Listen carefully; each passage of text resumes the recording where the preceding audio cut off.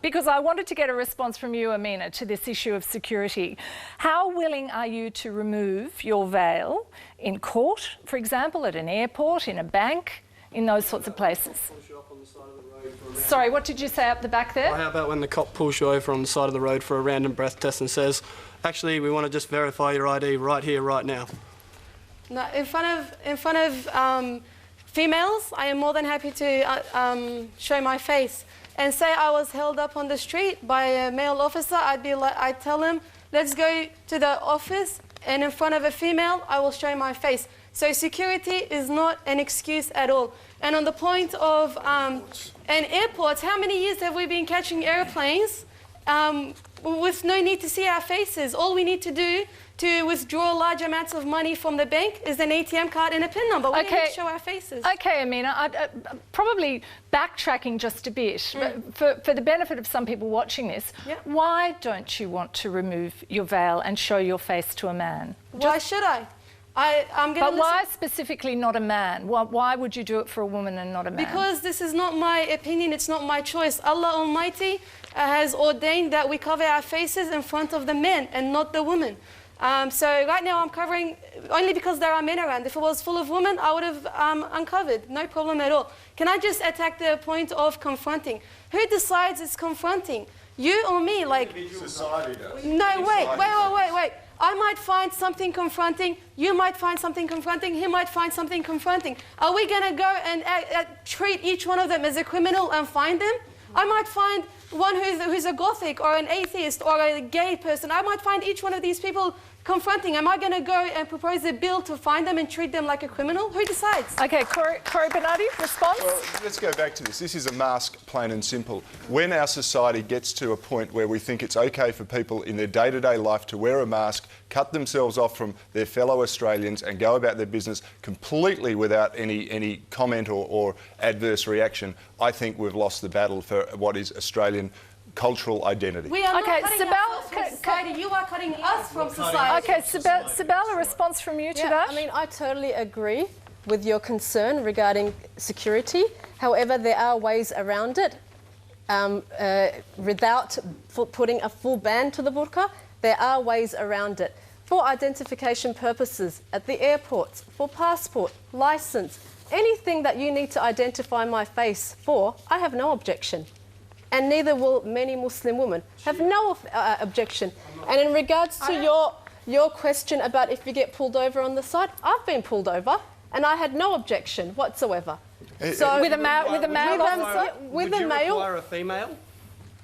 At that time, if a female is available, you'd ask for it. I will ask for a female. If a female is not available, I will settle for the male, because for identification purposes, for security purposes.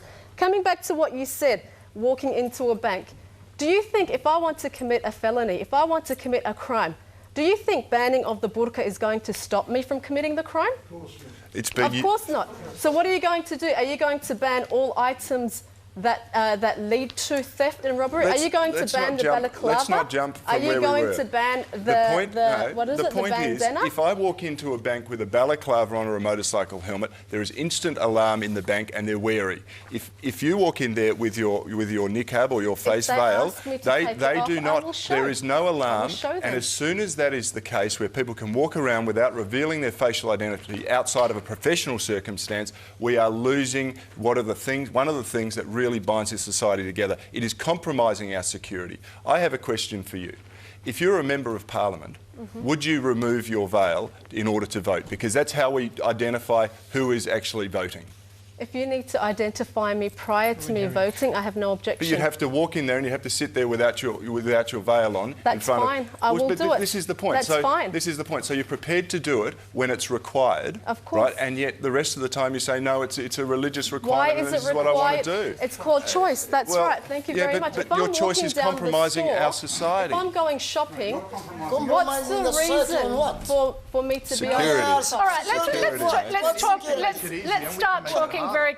What security? Excuse me, just I want to know what security we are talking about here. The security of a country. What security of your country? The ability to identify people. And you identify people. How many people they make huge problem to the security of Australia, and they are like you, We can wearing identify- exactly how you can how identify what you them. identify Right.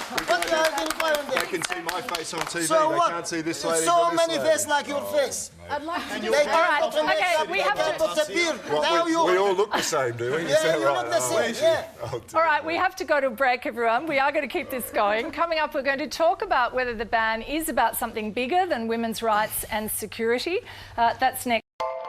Tonight we're talking about banning the burqa and other Islamic full-face veils, whether they should be banned. And as you can hear, it's fairly lively in here, and I think we should have probably been keeping on going during the commercial break. But anyway, could I ask you all please to just quiet down? We are back on air now, and I would like to just start this section by talking to Tanveer. Tanveer, you're a non-practicing Muslim. You're from a Bangladeshi background. Before the break, we were talking about choice, and I'm interested in how much you think this is about choice and how you define choice in the context of this debate. Jenny, as we've seen, people bring a host of their own beliefs and prejudices to the image of a woman in a burqa, and that's from all sides of the debate, so it stirs immense emotion. We've heard various arguments, be it the unique French sort of staunch secularism of keeping religious symbols out of civic spaces. We've heard about coercion, which is increasingly we've seen isn't the case. So that's another argument that's relatively weak, I think, certainly in Australia. And we've also heard about security, which, while valid, is probably a fringe argument. Now, very interesting, what I want to pick up is people talking about that they've chosen to do it. So in this context, the burqa or the veil is increasingly an assertion of individual identity. Now, this is actually a very modern trend. This is not its original purpose. It's very much a communal garment. But now increasingly we see young Muslims wearing it as an assertion of identity. And that's very Western. It's a very Western thing. Now, we heard from Tariq Ramadan talking about the increasing visibility of Western Muslims. You mentioned that I was a non-practicing Muslim. From my background as a Bangladeshi, I'm fairly rare. It's unusual that I'm a non-practicing Muslim.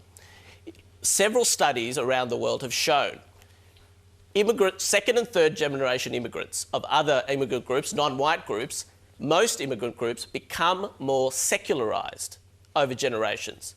Muslims, increasingly, right around the Western world, become more religious. Why? The nature of that religious observance is different. It is very much about assertion of individual identity. It's more political. There's more elements of sort of political protest. They link their own grievances to that of Palestine or Iraq. And also, there's a much more what's termed religiosity.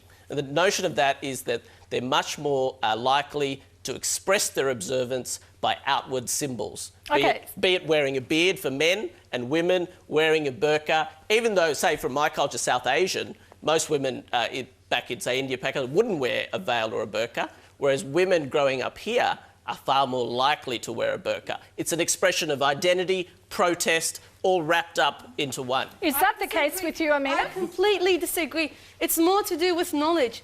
Once you are knowledgeable in where the niqab stands from an Islamic perspective, and I encourage all of you to study about the niqab from an Islamic perspective, you will find it's not about finding an identity. It's not about this or that. It's about pleasing Allah. It's about imitating the wives of the Prophet. That's Okay, it. so Amina, can I ask you, does your mother wear a burqa? No, she does not. So why do you wear a burqa when she doesn't?